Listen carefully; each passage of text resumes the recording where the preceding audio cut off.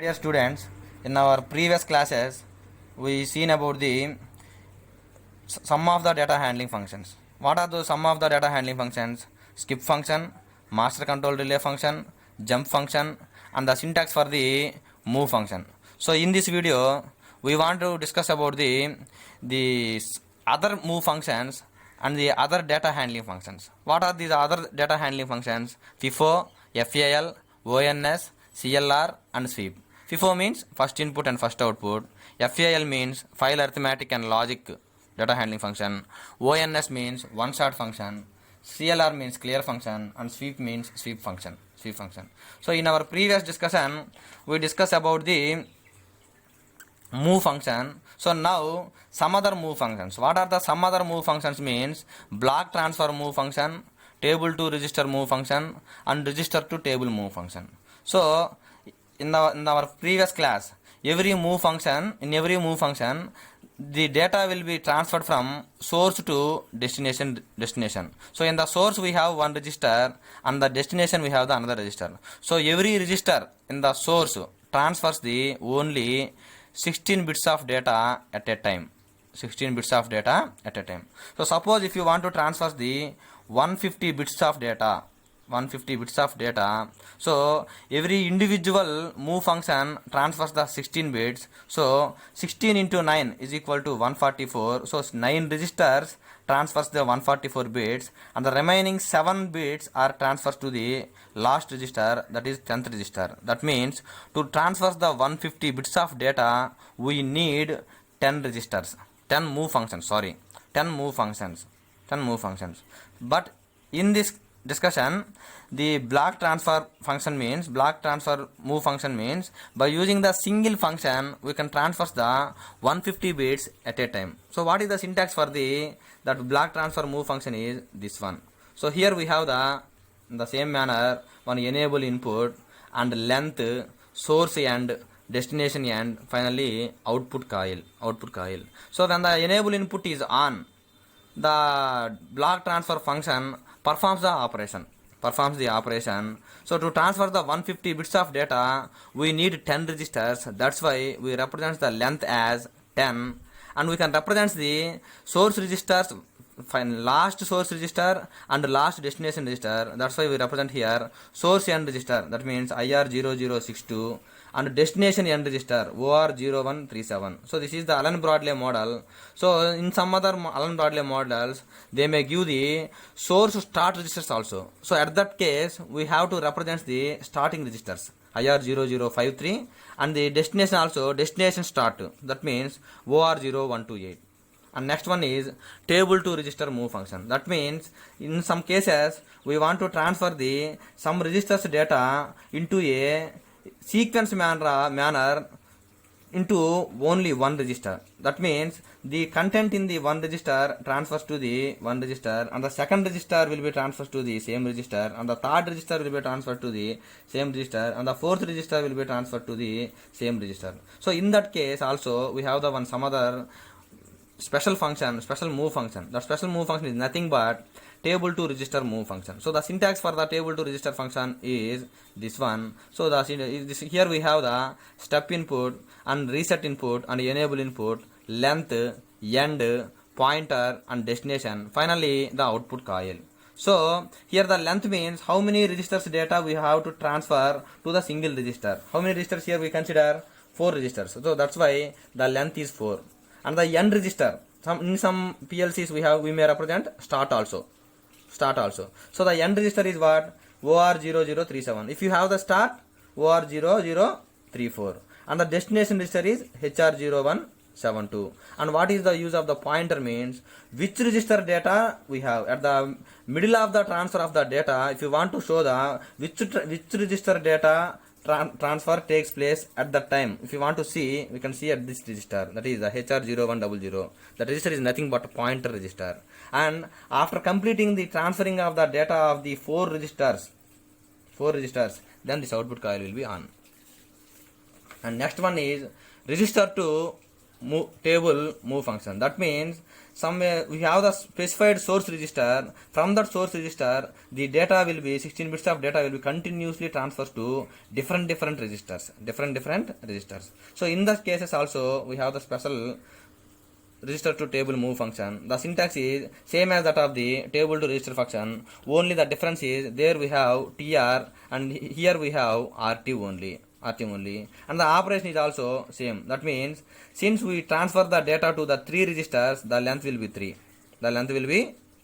And the table n. So table n means in this table the last n register is OR0163. In some PLCs we may represent the start also. So if you have the table start, we may represent OR0161. And similarly the source register is HR0173. And to which register now the data will be transferred, if you want to see, we can see in the pointer register. And here we have the step input. So what is the step input means? Nothing but enable input, but the step input will be on for 3 times.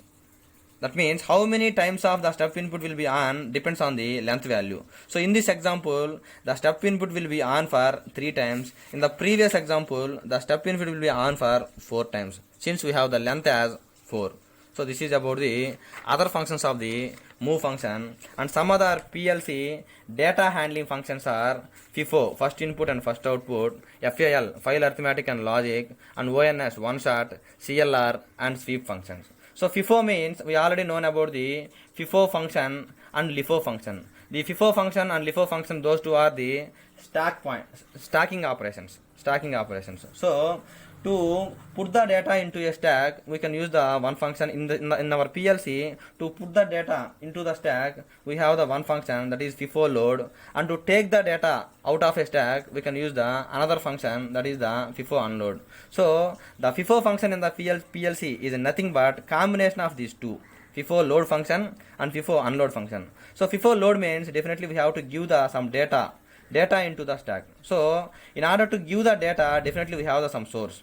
So here we have source, length, FIFO load. These are the connection terminals. And similarly, FIFO unload, that means to take the data, definitely we have to take the data to some destination. So that's why we have the destination. That is only the difference between in the FIFO load we have source, in the FIFO unload we have destination. That is the difference between this FIFO load and FIFO unload. So to represent the FIFO operation, you must be represented with FIFO load and FIFO unload. And next one is FAL, file arithmetic and logic. That means this is a multiple compute function. That means what means? We already seen about the compute operation in our third unit. So compute means we have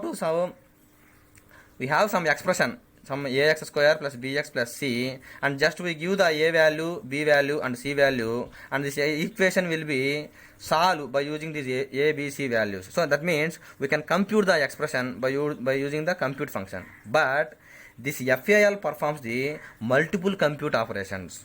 That means a value 1, b value 2 and c value 3, we can perform the one operation. So like that, if you want to perform the 7 operations, we can go for the 7 compute functions.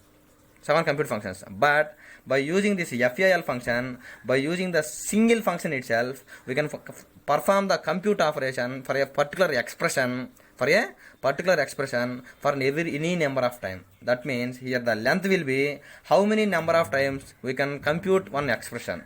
And the destination means where we can store that result. And the expression is which expression we have to compute. That means we have to give in this syntax. So suppose here if we write the ax square plus bx plus c, that is the expression, or ax plus b, that is the one expression. Like that, we can give the expression, and this expression can be computed for some number of times. That number of times can be given by the length value. So this is about the FAL function. And next function is one shot function. So this is normally occurs in the push button switches. That is because of the contact bounds of the push button switch. Push button switch. If there is contact bounds, there will be the multiple input spikes. That means contact will be, we normally